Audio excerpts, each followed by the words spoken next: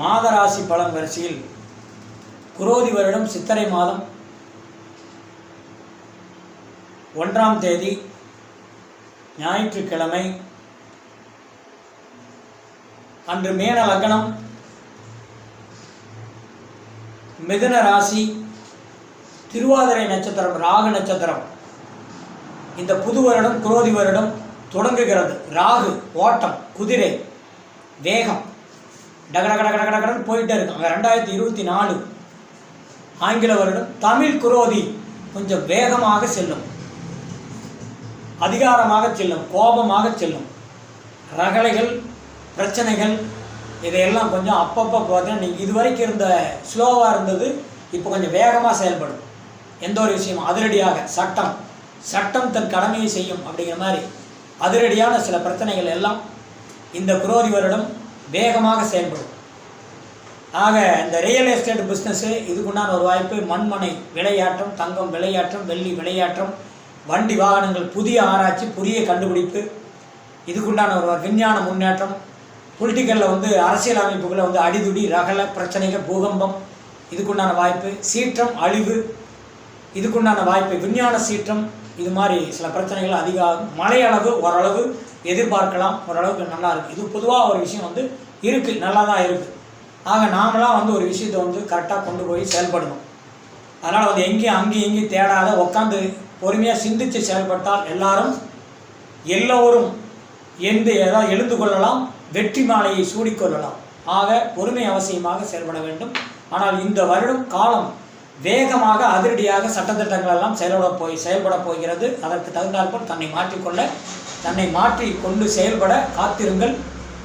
இந்த 2024 தமிழ் குரோதி வருடம் இப்போது நாம் இனி கொஞ்சம் இதை சந்திக்க தயாராகுங்கள். சில பிரச்சனைகள் சந்திக்கக்கூடிய ஒரு சூழ்நிலையெல்லாம் நிறையாக நாட்டில் நடக்கும், அதிரடியாக நடக்கும். ஆக எந்த ஒரு சூழ்நிலையும் பிரதி பலன் சுயநலம் அதிகமாக இருக்கும்.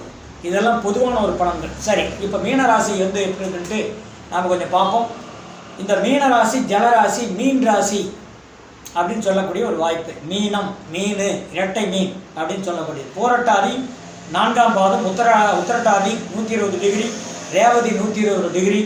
இது நீர் ராசி, பெண் ராசி, இரட்டை ராசி. இந்த மீன ராசி கழுவுன மீனில் நழுவுன மீனுங்கிற மாதிரி எல்லாத்தையும் அதை ஒரு பழமொழி தான் வச்சுருக்கான், வேற எல்லாம் ஒன்றும் இல்லை. அது பார்த்தீங்கன்னா இப்படி தான் அப்படிங்கிற ஒரு விஷயம் எடுத்துகிட்டு அப்போ எல்லாத்துலேயும் இங்கே நழுவிடுறாங்களா, எல்லாத்துலேயும் இப்படி போயிடுற இது இல்லை, அப்படியெல்லாம் ஒன்றுமே கிடையாது. இதெல்லாம் பழமொழிக்காக முன்னோர்கள் இந்த ஒரு விஷயத்தை வச்சுருக்காங்க, வேற எல்லாம் ஒன்றுமே கிடையாது. அதனால் இது பொதுவாகவே ஜலராசி, அவ்வளோதான், அப்படி தான் சொல்ல முடியும். ஆக மீனராசி, கடகராசி, விருச்சிக ராசி, இந்த 3 ராசியும் ஜலராசி.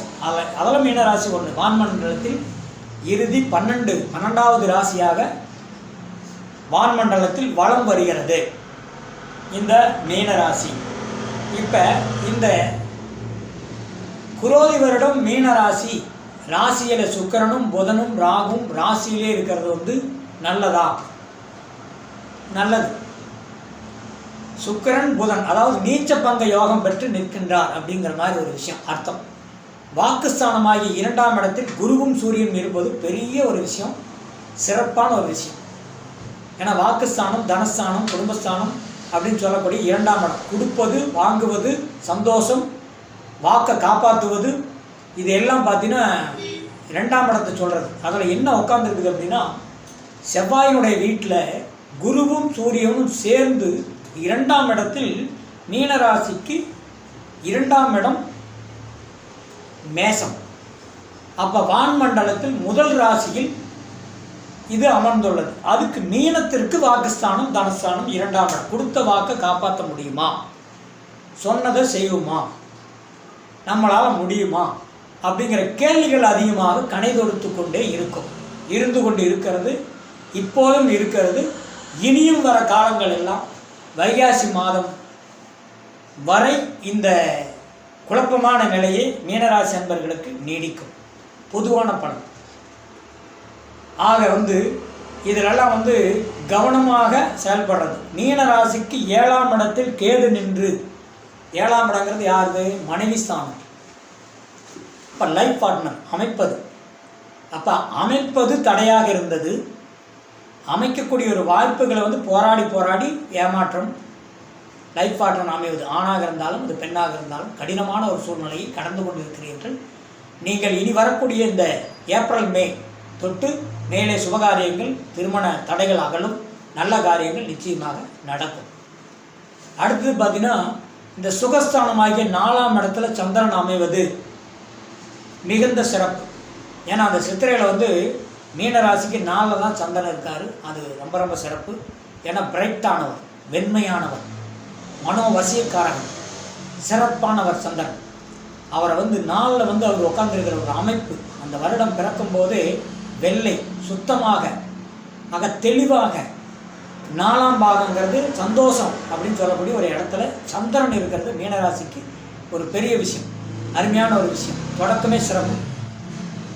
அப்போ என்ன ஆகும் அப்படின்னா, வரக்கூடிய காலங்கள் 4இல் அமர்ந்து, 4ங்கிறது வண்டி, வாகனம், வீடு, மனை, குடியிருப்பு, சந்தோஷம், தொழில் தொடங்குவது எல்லாமே அதைத்தான் சொல்லும். ஆக எல்லாத்தையும் அதுக்குள்ளே கொண்டு அடக்கும். எல்லாம் அனைத்தும் 4 சுகஸ்தானத்தில் அடக்கங்கிறான் காரகத்துவம். அதுதான் சொல்லுது மேக்சிமம் பார்த்தீங்கன்னா. அப்போ ஆக பிரைட்டான ஒரு காலத்தை நோக்கி பயணம் செய்ய போகிறீர்கள் மீனராசி என்பர்களே. இதற்கு நிதானம் தேவை. 2ல் சூரியன் இருக்கிறது என்ன ஆகும்? கோபம் வரும், டென்ஷன் வரும், வேகம் வரும், குழப்பம் அதிகமாகும். இவ்வளோ பிரச்சனையெல்லாம் கலந்து வரும். இது எல்லாம் முறியடிக்க வேண்டும் என்றால் பொறுமை தேவை. அதாவது என்னன்னா, வேகம் இருக்கக்கூடாது, விவேகம் தேவை. ஆக இதையெல்லாம் கலந்தாய்வு செய்து உங்களை நீங்கள் சரி செய்து கொண்டால் சொல்வது பலிக்கும், நினைத்தது நடக்கும். அருமையான ஒரு வாய்ப்பு 2ல் இருக்குது. 2ல் இருக்கிறது என்ன? சொல்வாக்கு, செல்வாக்கை காப்பாற்றக்கூடிய சொல்வாக்கு சிறப்பாக இருந்தால், சொல்வாக்கு சிறப்பாக இருக்கும்போது செல்வாக்கு உயரும் என்பது. ஆக நிச்சயமாக உயரும், நல்ல வாய்ப்புகள் எல்லாம் இருக்கும். அருமையான ஒரு காலங்கள் வந்து கடக்கக்கூடிய ஒரு வாய்ப்பு. எதிர்பார்ப்புங்கிறது பிரமாதம். அதே மாதிரி வந்து மீனத்திற்கு 12ல் வந்து செவ்வாய் சனி இருக்கிறது. அது சரியா? 12ங்கிறது விரைய வீடு, எதிரி வீடு. அப்போ என்ன ஆகுது? சுப விரைய செலவு, நல்லதற்காக செலவு பண்ணுறது, நல்லதுக்காக செலவிடுறது. வண்டி, வாகனம், உதிரி பாகங்கள், இரும்பு, ஆக தொழில், இதுக்குண்டான ஒரு வாய்ப்பெல்லாம் நல்ல மாற்றங்கள் இருக்கும். உதிரி பாகங்கள் இதுக்குண்டானதெல்லாம் சில ஏதாவது எடுக்கிறது, விற்கிறது, வாங்கிறது.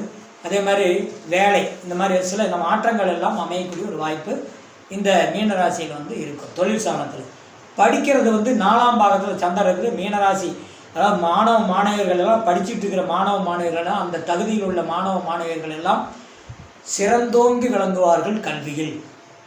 அருமையான ஒரு வாய்ப்பு இருக்கும். ஏன்னா 4ல் வந்து சந்திரன் இருக்கார், சொல்லவே தேவையில்லை. 4ல் சந்திரன் பிரைட்டாக இருக்கும்.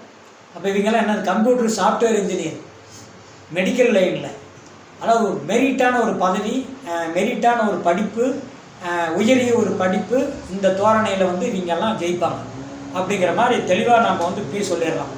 அடுத்த ரிசல்ட் வந்து மீனராசி அன்பர்களுக்கு இப்போ நம்ம முன்னாடியே சொல்லிடலாம்.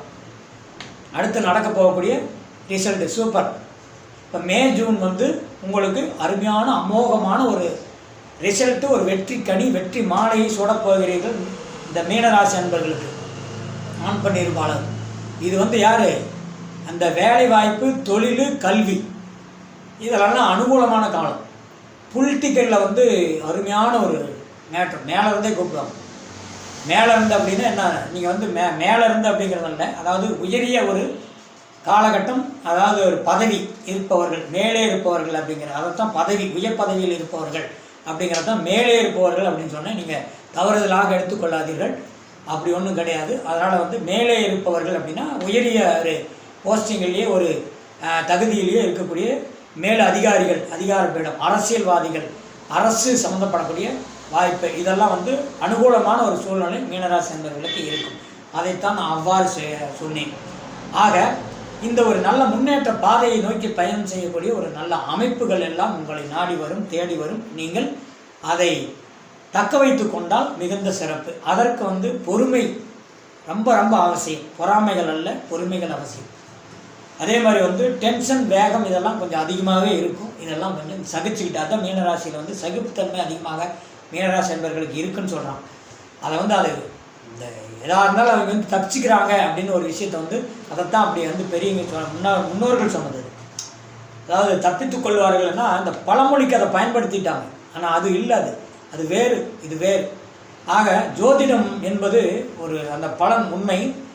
ஜோதிடர் பொய், ஜோதிடம் பொய் அல்ல. அந்த சிறந்த ஜோதிடம் அப்படின்னா முறையற்றவர்கள் அல்ல, முறையானவர்களை வைத்து அந்த ஆலோசனையின்படி செயல்பட்டால் ஜோதிடம் வெற்றி, ஜோதி திகழும், சிறப்பு யோகம் இதெல்லாம் இருக்கும். அவ்வளோதான். சிலது பார்த்திங்கன்னா அந்த அடிப்படையில் நல்லவர்களை தேடி மக்கள் பெரும்பாலும் பார்த்திங்கன்னா நல்லவர்களை தேடி, அதாவது இதில் தீயவர்களும் உண்டு, நல்லவர்களும் உண்டு. நல்லவர்களை முன்னாடி அதிகமாக தேடி போக முடியாது இந்த மக்கள். ஆக தீயவர்களை முதலில் தேடி போவார்கள். ஆக தீவினைகளை அறிந்து பின்பு நல்லவர்களை நாடி போகக்கூடிய ஒரு வாய்ப்புகள் தள்ளப்படுகிறார்கள். இதுதான் உலக நீதி, இதுதான் உண்மை, இதுதான் இன்றைய மக்கள் நிலவரம், இந்த சூழல் இதுதான். ஆக அது பொதுவான ஒரு விஷயம்தான். அதனால் மீனராசி அன்பர்களே, நல்ல வாய்ப்புகள் எல்லாம் இனி அதாவது சொல்கிறாங்க இல்லையா, அதாவது நல்ல ஒரு வாய்ப்புகள் எல்லாம் நம்மளை தேடி வரக்கூடிய ஒரு வாய்ப்பு. மகாலட்சுமி கதவை தட்டி கொடுக்கும்போது நம்ம திறந்துக்கணும். ஆக சில விஷயங்கள் உங்களால் முடிந்த அளவு உதவிக்கரங்கள் அப்படின்னா இயற்கையாகவே செய்யக்கூடிய நபர்கள் தான். ஏன்னா இதில் பார்த்திங்கன்னா போராட்டாதி பார்த்திங்கன்னா சிந்தித்து குரு பகவானாகிய போராட்டாதி குரு சிங்கம், கொஞ்சம் பொறுமை சீற்றம் அதிகம். உத்திரட்டாதி பொறுமை நிதானம், இது அமைதி, ஆனால் பிடிவாதம் அதிகம். ரேவதி நட்சத்திரம், அதாவது இங்கே சொல்கிறாங்க இல்லையா, இங்கே கழுவுணுமேல நடுவுணுமேனா ரேவதிங்கிறது புதன் நட்சத்திரம். புதன் இரட்டை வேடம் சொல்லுவாங்க. ஆண் பாதி பெண் பாதி சிவன் சக்தி சம்மந்தப்படக்கூடிய ஒரு ஆற்றல் மிக்கது தான் இந்த ரேவதி நட்சத்திரம். அதனால் இவர்கள் எல்லாம் இரண்டு ஆற்றலையும் ஒருங்கே கொண்டவர்கள் இயற்கையாகவே மீனராசி அன்பர்கள், இந்த ரேவதி நட்சத்திர அன்பர்கள். அதனால் இவர்களுக்குள் இறைவன், உங்களில் இறைவனை உண்டு அப்படின்னு சொல்கிறது. அதனால தான் உங்கள்கிட்டே இருக்கார், அப்பா அம்மா அங்கேயே இருக்குது. அதனால தான் இந்த இவங்கெல்லாம் பார்த்தீங்கன்னா ரேவதி இதில் இது கூட இருக்கிறீங்க. அந்த சிவன் சக்தி அப்பா அம்மா, அது வேற ஒன்றும் இல்லை. கோயிலில் வெளியிலலாம் போய் தேட தேவையில்லை. அதாவது அப்பா அம்மா முதல் கடவுள் அப்படிங்கிற ஆசீர்வாதம் எப்பயுமே நிறைஞ்சிருக்கணும். அங்கே தடையில்லாமல் அதை அப்படியே வாங்கிட்டே இருக்கணும். அடிக்க கொஞ்சம் தீர்ந்து போயிட்டுனா அதை காற்றடிக்கிறது, பைக்கு காற்றடிக்கிற மாதிரி, வண்டிக்கு பெட்ரோல் தீர்ந்தால் பெட்ரோல் போடுற மாதிரி இப்படி போட்டுக்கிட்டே இருக்கணும். அந்த ஆசீர்வாதம் கிடைத்து கொண்டே இருக்க வேண்டும். அந்த அனுகூலம் இருந்து கொண்டே இருந்தால் உலகத்தில் எந்த இடத்தை வேணாலும் பேஸ் பண்ணலாம். ஆக எந்த இடத்துல வேணாலும் வேண்டிய வரங்கள் எல்லாம் அங்கே கிடைக்கும். இங்கே எங்கும் தேடி செல்ல வேண்டிய அவசியமே இல்லை. இருக்கிற இடத்துலேருந்து எல்லாம் வாங்கிக்கலாம். உங்களில் தேடுங்கள், இறைவன் இருக்கிறார். உங்களை சிந்தியுங்கள், இறைவன் இருக்கிறார். ஆத்ம வணக்கம்னு சொல்கிறது. இதை ஆத்ம சங்கமம் அப்படின்னு சொல்கிறது. அப்போ அந்த ஆத்மாவுக்குள் இறைவன், மனிதனுக்குள் மனிதன், அப்போ உங்களில் இறைவன் அப்படின்னு சொல்லக்கூடிய ஒரு விஷயம் இது. அதனால் முடிஞ்ச அளவுக்கு இது பொதுவான ஒரு கருத்து தான், ஆனால் உண்மை இதுதான். அதனால் சுய ஜாதகம் அப்படிங்கிறதுல எடுத்தோம்னா அதில் சுயஜாதியில் தசாபுத்தி என்ன நடக்குதோ அதுக்கு தகுந்த மாதிரி பலன். அதே மாதிரி லக்னாதிபதி நின்ற சாரம், நின்ற நிலை, அதே மாதிரி ராசியாதிபதி, லக்னாதிபதி, ராசியாதிபதி, நட்சத்திராதிபதி அவருடைய சாரம், நின்ற சாரம், திரிகோணம், சாரம், இதில் அதுக்கு ஏற்றாற்போல் சுயஜாதகத்துக்கு ஏற்றாற்போல் பலன்கள் பரிமாற்றம் செய்யப்படுகிறது. அதனால் அதுக்கு தகுந்தாற்போல் மாற்றிக்கொண்டால் அது செயல்பட்டால் முடிந்தளவு உதவிக்கரம், தானம், அன்னதானம், இந்த பட்சிக்கில், குருவி, சிட்டுக்குருவி இப்படியெல்லாம் சொல்கிறேன் இல்லையா, இதுக்கெல்லாம் உணவளிக்கிறது ரொம்ப ரொம்ப சிறப்பாக.